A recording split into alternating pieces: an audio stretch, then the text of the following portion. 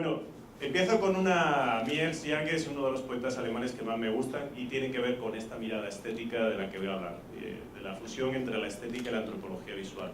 Arrojémonos a esta época que posee sus bellezas ocultas y sus poderes característicos y fascinantes como cualquier otra era, para volvernos totalmente lo que somos, ¿no? Es decir, para lo que ya Píndaro decía, sé tú mismo, es decir,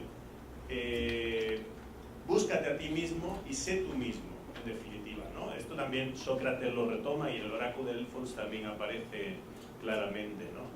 Y bueno, Pascal decía dentro de la antropología también qué quimera es el hombre, qué novedad, qué monstruo, qué caos, qué sujeto de contradicciones, qué prodigio, juez de todas las cosas, imbécil gusano de tierra, depositario de la verdad, cloaca de la incertidumbre y el error, gloria y hez del universo.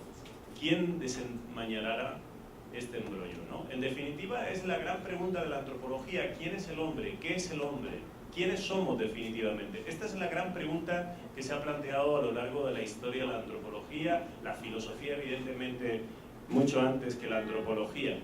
Y voy a retomar un poco lo que estuvimos viendo en los últimos días, que faltó el primer día, que tiene que ver con la multiculturalidad como un fenómeno, como un factum social en el cual nos instalamos. Es decir, y creo que David ya lo dijo, es decir, somos producto del sincretismo, somos producto del mestizaje, de la hibridez, el doctor Singh también lo dijo, es decir, y por tanto yo creo que hay tres conceptos dentro de esa multiculturalidad como hecho, como factum, como dato importante de que de alguna forma somos un cúmulo de culturas, de tradiciones, de tanto culturales como genéticas también, porque somos un sincretismo, vamos a decirlo así, genético, donde a lo largo de la historia hemos ido formando esa interculturalidad. Yo creo que estos tres conceptos son importantes porque la multiculturalidad es algo en lo que ya estamos, es decir, la aldea global electrónica se nos empequeñece y los flujos migratorios son imparables, aunque haya frontera, aunque Donald Trump se empeñe en reforzar la muralla y todo esto,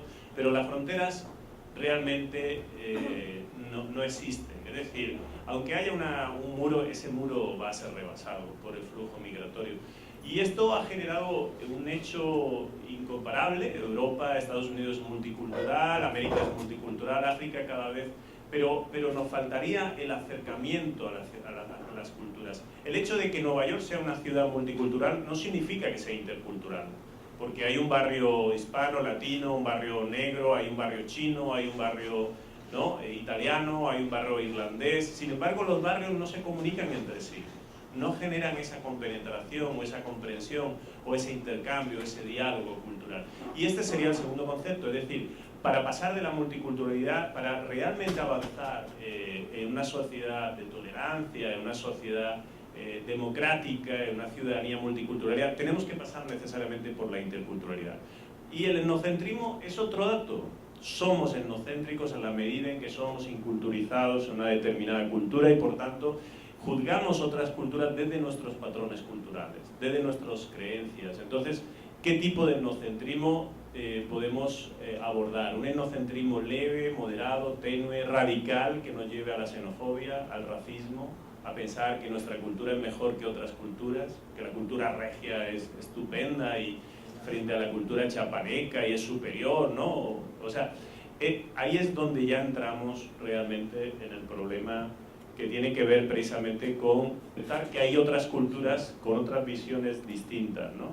Puse ejemplos el otro día de películas y Samir Nair habla un poco de esta globalización que al final genera una mutación de pertenencias. En definitiva, la globalización tiene que ver más con una desregulación de identidades nacionales. Es decir, ya no nos podemos definir por ser mexicano o ser guatemalteco, o ser salvadoreño, o ser estadounidense. Hoy ya la identidad nacional ha perdido un poco sentido dentro de esta ciudadanía multicultural. Por tanto, ante la ausencia de paradigma de referencia cultural y colectivo, yo creo que hay un repliegue a marcadores primarios, que son la identidad personal, la identidad religiosa, confesional o la pertenencia étnica o la identidad lingüística. Y esto lo estamos viendo en un resurgir o un florecimiento de los nacionalismos, de los grupos cerrados. En Estados Unidos hay cantidad de sectas y de grupos minoritarios que se encierran sobre sí mismos porque piensan que el otro puede ser un peligro potencial, ¿no? Y hay como una especie de... Y bueno, Donald Trump, el éxito de Donald Trump en las elecciones ha sido no más que este, es decir, de alguna forma rentabilizar el miedo natural de la xenofobia, el miedo hacia el otro, el miedo a lo desconocido, con un discurso del miedo, básicamente, ¿no? Y esto ha sido utilizado políticamente, como lo está siendo utilizado por Marine Le Pen, que va a ganar las elecciones en Francia, o otros presidentes de la Unión Europea, ¿no? O el Brexit de Inglaterra también. Cuidado que los europeos nos roban mucho dinero, en fin. Entonces, el reto del multiculturalismo tiene que ver con tres grupos. Yo creo que inmigrantes, grupos indígenas, nativos y minorías nacionales. Y este es el reto o el desafío que tiene el Estado multicultural. ¿Cómo integramos a tres grandes colectivos para realmente fortalecer una sociedad más democrática y más solidaria? María Zambrano, una pensadora que estuvo por aquí también del exilio republicano español, como tantos republicanos que se tuvieron que venir aquí a México, ¿no? Después de la guerra civil, del desastre de la guerra civil española, decía esta pensadora malagueña: el hombre posee el privilegio de tener antepasados, somos siempre hijos de alguien, herederos y descendientes, mas cuando se pertenece a un mundo tan complejo como la cultura occidental, los antepasados son múltiples. Tenemos diversas tradiciones detrás de nosotros, no una sola. De ahí el olvido y también los sucesivos renacimientos, y es que tener cultura, estar en la cultura, es tener detrás de la vida individual de cada uno un tesoro a veces anónimo, a veces con nombres y figuras. Es poder recordar, rememorar, poner también en un trance difícil, aclarar en su espejo nuestra angustia e incertidumbre. Esto es simplemente, sencillamente reconocer que detrás de nuestra cultura hay muchas tradiciones. La cultura regia tiene una tradición judeo-sefardita, tiene una tradición cristiana, tiene una tradición también, como no, chichimeca, es decir, tiene muchas tradiciones, como cualquier cultura. Es decir, hay de alguna forma una confluencia extraordinaria de tradiciones. Y con esto llegamos a lo que nos convoca prácticamente, que es la antropología visual. La antropología visual es la utilización básicamente de las nuevas tecnologías a la comunicación social a través de la fotografía, el cine, el vídeo, como instrumentos etnográficos para recoger, explorar, preservar precisamente y reproducir toda esta documentación, es decir, datos de sistemas socioculturales, entendiendo por un sistema que los sistemas socioculturales nunca son estáticos, siempre están en evolución y una dinámica constante de cambio y por tanto de reconocimiento.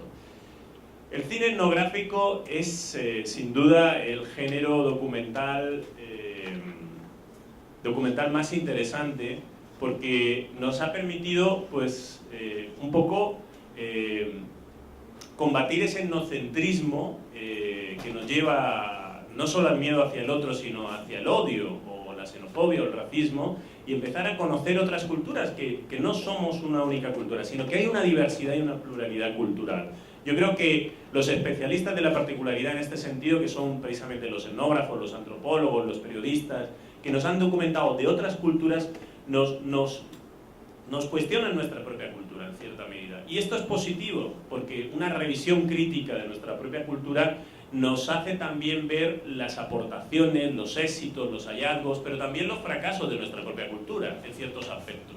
Yo creo que si hay dos formas básicas de combatir el etnocentrismo, es viajando, viendo muchos documentales también, si uno no tiene dinero para aviones, pues puede ver mucho cine etnográfico, o si no, leyendo finalmente. Es decir, eso combate el conocimiento de toda la literatura de Montesquieu, por ejemplo, las cartas persas. Hay textos que son realmente antropológicos, es decir, las cartas persas donde Montesquieu empieza a hablar de las culturas americanas, precolombinas, empieza a hablar de la cultura turca, es decir, comienza para una mentalidad europea que vivía encerrada en una visión eurocéntrica, pues comienzan a ver precisamente que hay un otro, que hay una alteridad, ¿no? Esta idea de alteridad, de aprender un poco desde la antropología visual, a aprender a ejercer otras miradas distintas que causan sobre nosotros o cómo utilizamos o tratamos precisamente y miramos esas otras culturas, ¿no? En la medida en que el ser humano pues, es un creador nato de imágenes, ¿no? Y hay una dimensión ahí artística, estética también en esto, ¿no? El cine, por tanto, etnográfico, no es solamente una simple descripción recopilatoria, clasificadora, que trata de lanzar hipótesis de investigación en torno a otras culturas, sino también puede generar precisamente una visión estética, ¿no? Y este es un poco lo que yo creo que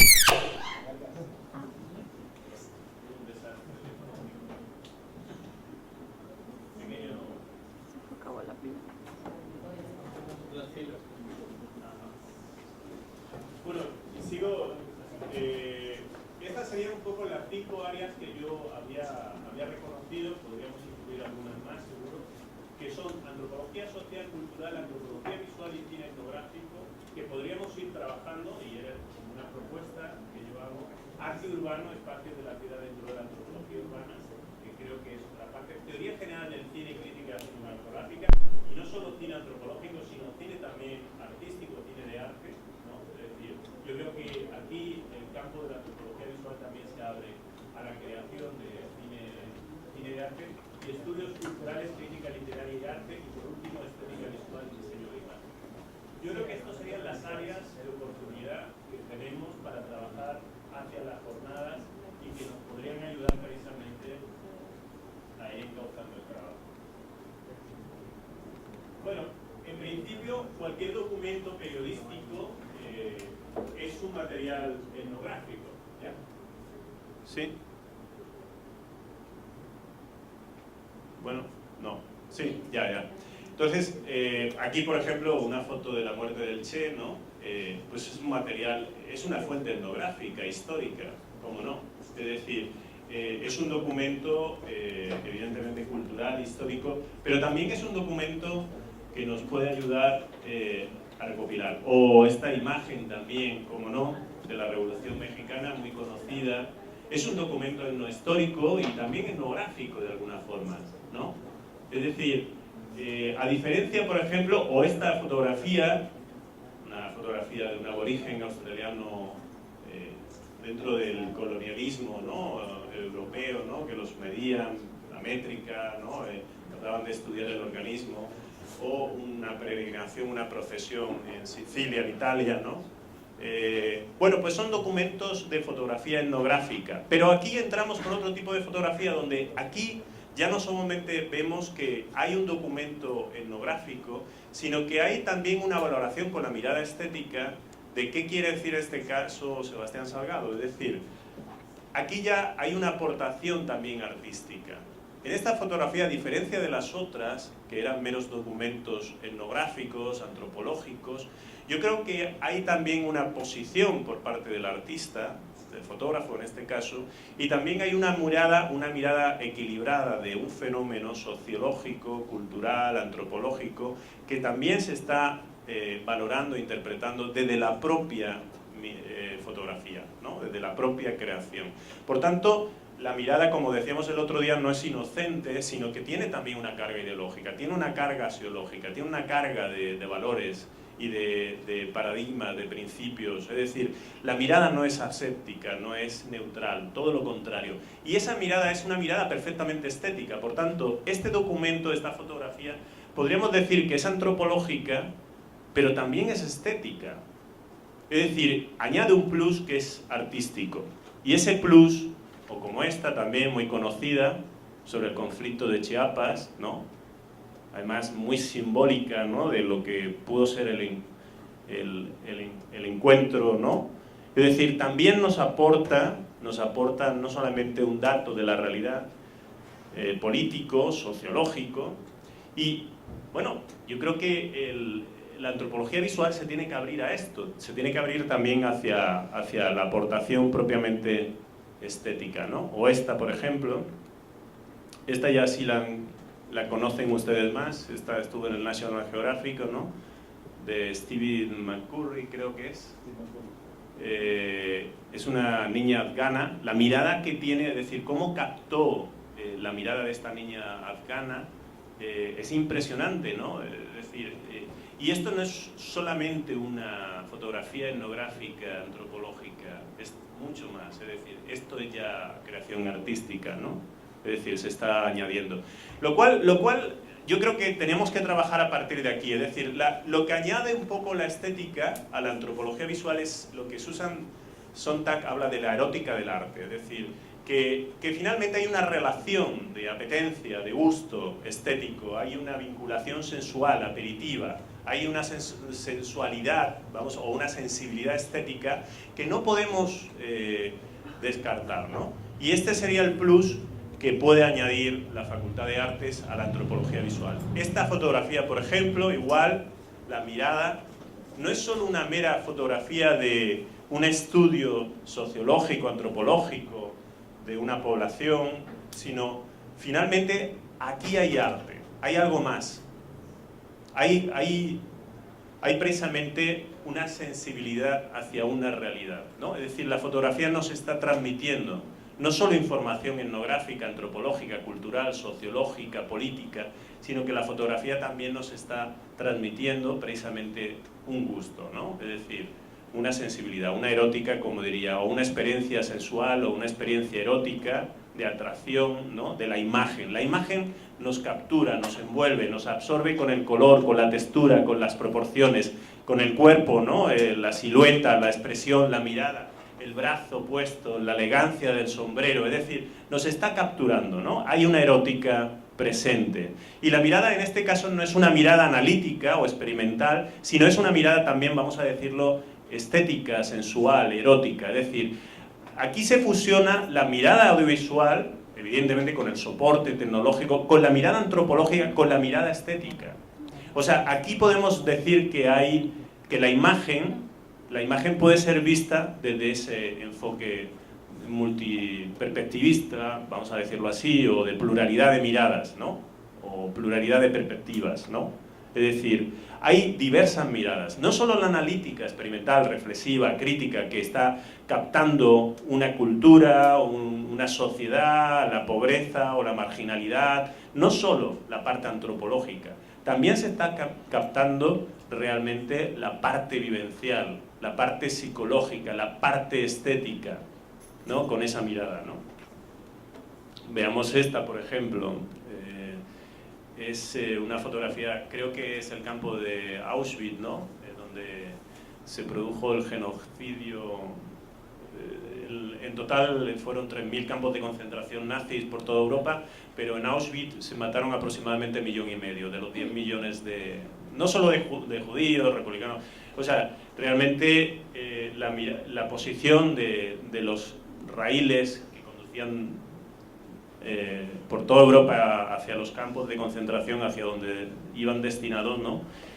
La posición del menor mirando enfrente ya nos está arrojando ya no solo un dato histórico, un dato antropológico, cultural, político, sino también nos está cuestionando, ¿no? Nos está interpelando. Es decir, ¿por qué pasó esta catástrofe, esta barbaridad de la humanidad? ¿Por qué este desastre de humanidad? ¿Por qué este genocidio, ¿no? Es decir, la mirada que juzga la posición de... puede ser... pues,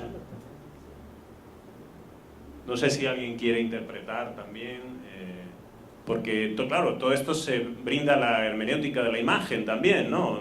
Es decir, a la estética de la imagen, ¿no? No, yo lo que estaba comentando ahorita y pensaba es que hay que tener cuidado también en no caer en eso, porque ahorita lo que se está haciendo no es propiamente antropología, perdón, sino es interpretación y análisis de la imagen. Entonces, tener cuidado que no caer en la tentación de que una fotografía, o sea, por hacer análisis de una fotografía ya estamos haciendo antropología visual. Me parece que es tener cuidado, porque en la antropología, a mi punto de vista, va más profundo, en el sentido es meterte, integrarte en una comunidad o conocer los panoramas, y ahora sí das un reflejo gráfico o visual sobre la experiencia que has tenido como antropólogo. Además, o sea, como que tener cuidado porque se puede caer en esa tentación de simplemente ser un interpretador o simplemente ser análisis de imagen. Sí, la idea es ni quedarnos solo en la antropología visual, en la mirada de estudio analítico, experimental del fenómeno, pero tampoco quedarnos en el arte por el arte, en la mirada estética exclusivamente, sin una conexión con lo social, con lo antropológico. Es decir, yo creo que la idea es un poco el equilibrio, ¿no? El equilibrio entre ambas. Y la confluencia también, ¿por qué no?, de varias miradas a la vez. Es decir, lo antropológico no está reñido con lo estético, y ni lo estético está reñido con lo antropológico, sino que puede haber multiplicidad de miradas, ¿no? Un perspectivismo plural, ¿no? Un perspectivismo más libre, más rico, más enriquecedor, ¿no? En las miradas, ¿no? Donde habría que pensar que la interpretación de la imagen es una forma metodológica de interpretación, o sea, prácticamente está integrada en cualquier aparato metodológico de búsqueda de conocimiento a través de la imagen. Entonces, completamente de acuerdo, pero te digo, esa es la tentación, no digo porque efectivamente ya en un estudio serio de antropología, pues haces bajo una metodología, haces una interpretación, y es válido, y es muy válido. Por eso digo, nomás hay que tener cuidado de no caer o entender que la antropología es simplemente pura interpretación de imagen, porque hay muchas formas y muchas técnicas de hacer antropología. Sí. Por ejemplo, para poder analizar una imagen desde la mirada antropológica, sí necesitamos información complementaria, ¿no? Por ejemplo, un escrito sobre el contexto histórico, y también necesitamos información de cómo se organiza ese grupo y más datos, ¿no? Así como pensando en esto, solo para dejar más claro esto, por ejemplo, podría ser como la fotografía que nos pasaba, la de National Geographic, que esa pues obviamente fue una portada y tiene todo, absolutamente pues es una fotografía artística, pero pues que venía era la portada de la revista y que venía con todo ese texto. Ahí por ejemplo podría ser, podría ser parte de la investigación, pero también por sí misma la imagen ya es también una imagen artística, ¿no? Supongo algo así podría ser. Confluencia de miradas y perspectivas, ¿no? Y que no están peleadas de alguna forma unas con otras, ¿no? O sea, esta es también otra imagen del régimen de Afganistán, ¿no? De un niño con una Kalashnikov, ¿no? Con un subfusil ruso, ¿no? Le llaman chivo de cuervo, cuerno de chivo, eso exactamente, ¿no?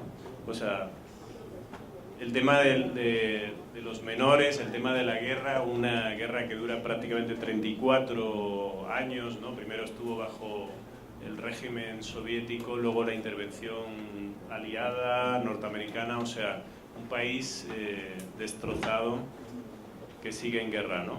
Entonces, bueno, esto yo creo que es un poco documental, cine, voy a intentar pasar rápidamente.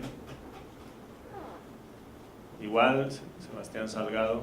Yo creo que aquí hay confluencia de miradas, hay una dimensión estética, artística y también una dimensión política, por esto de que de alguna forma cualquier creación estética también tiene una clara aportación al asunto público, al asunto de todos, ¿no? Lo que nos concierne a todos, en definitiva, en la medida en que hay una dimensión política en cualquier creación, y también, como no, una dimensión cognitiva, epistemológica, de representación, y también una dimensión ontológica, metafísica, de concepción de la realidad. Es decir, se transmite una concepción, una ontología, una visión de la realidad, se representa a esa misma realidad, también se pretende una crítica política, una crítica ideológica, y a la vez hay una dimensión. Entonces, estas serían las preguntas que yo plantearía. ¿Cuál es la relación entre la realidad y su reproducción cinematográfica? Podemos hablar en estos términos de enfocar el análisis desde una perspectiva antropológica. ¿Qué aspectos de la vida social puede captar una cámara? Es decir, podemos utilizar una cámara para, evidentemente, reflejar realidades sociales y también, como no, desde un punto de vista estético-artístico. ¿Puede la cámara representar la cultura de un pueblo o estructuras sociales, ¿no? En un contexto desaforado como es la industrialización de la cultura y el arte, la repetición de lo mismo, ¿no? En la industria cultural de masas, porque estamos insertos en una sociedad de consumo, en una sociedad que cosifica, que coloniza, que artificializa, que convierte en puro cliché, y donde hay una visión también de hiperestatización o anestesia estética, vamos a decir, por este bombardeo masivo de imágenes que no ha generado precisamente un arte disonante, un arte crítico, un arte. Con esto yo quiero también hablar un poco del arte, de la situación, porque me gustaría conectar la antropología visual también con la parte estética. Baudrillard lo dice, evidentemente, lo dice cuando habla de la hipervisibilidad de la imagen, ¿no? El sueño original, el exceso de imágenes, ¿no? Que nos lleva precisamente a una obesidad completa, ¿no? Y cómo la sociedad postmoderna vive bajo ese consumo masivo de imágenes, donde de alguna forma se produce lo que es anestésica, es decir, hay una pérdida de la ilusión estética, hay una pérdida de la visión, podríamos decir, de lo que puede aportar una imagen, de su potencia esperanzadora, de su potencia ilusionadora, vamos a decir, o de su estrategia de apariencia, ¿no? Es decir, una imagen puede cautivar, puede seducirnos, pero también puede interpelarnos, puede cuestionarnos, ¿no? Y en este sentido, la hiperestetización de la sociedad contemporánea, posmoderna, en el complot del arte, está provocando precisamente una banalización de la estética, ¿no? El exceso de estética, paradójicamente, provoca un déficit de estética y una banalización de la estética, ¿no? Es algo que hemos denominado anestésica estética, es decir, un mundo sumamente estético como el que vivimos a través de los medios digitales, medios de comunicación, ha generado un exceso estético que provoca esta falta. Y esto ha generado una pobreza que ya Benjamin la detectaba en la reproducción industria, ha generado una pobreza. Somos cada vez más pobres en este sentido, ¿no? Es decir, el arte, como dice también Baudrillard, se ha vuelto iconoclasta, ¿no? Y las imágenes hoy por hoy pues no dejan huella, ¿no? Es decir, carecen de consecuencias estéticas. Bueno, esto es fruto del capitalismo emocional, deseante, sentimental, ¿no? Si ustedes se dan cuenta, las alusiones a símbolos fálicos son evidentes, ¿no? La primera fotografía, ¿no? La segunda igual. O sea, hay finalmente aquí toda una estrategia subliminal, cómo no, y del deseo, ¿no? El capitalismo es un sistema irreversible que se autorregenera a sí mismo, es decir, se reconvierte constantemente, y hoy en día básicamente buscamos el bienestar, el confort, la seguridad, ¿no? Es decir,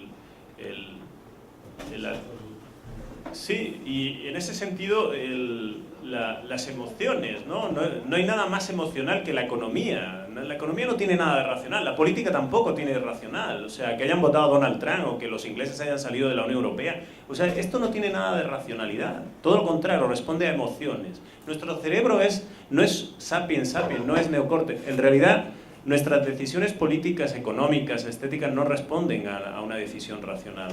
Responden a una decisión emocional. Somos más emocionales que racionales. El 85% de nuestro comportamiento es emocional. Y nuestro cerebro, tenemos 3 cerebros, el neocórtex, Homo sapiens sapiens, tenemos el cerebro límbico emocional y tenemos el cerebro reptiliano, que sería la médula, ¿no? El sistema nervioso parasimpático y simpático, ¿no? Es decir, pero realmente el que trabajamos diariamente es el cerebro límbico, no es el cerebro neocórtex. Aquí tenemos la memoria, la concentración. Esto lo desconectamos porque estamos más inconscientes. Yo creo que la mayoría ahora mismo estamos todos dormidos, ¿no? O sea, estamos más inconscientes que conscientes la mayor parte de las veces, ¿no? Y es así, o sea, entonces, bueno, Walter Benjamin ya Adorno, toda la teoría de la escuela de Frankfurt se dan cuenta de esta tecnologificación, de esta industrialización, y entonces hablaban del lugar del arte, ¿no? Y hablaban de la pérdida del áurea del arte, ¿no? Hablaban de la inmanencia como lo singular de cada obra artística, ¿no? Que es lo que yo mostraba en esas fotos. Es decir, Cuando se reproduce mecánicamente todo a través del foto, del cine, de la fotografía, del cine, del documental, el arte pierde su área, pierde su singularidad, pierde su carácter único, irrepetible, ¿no? Esto ya lo decía Walter Benjamin.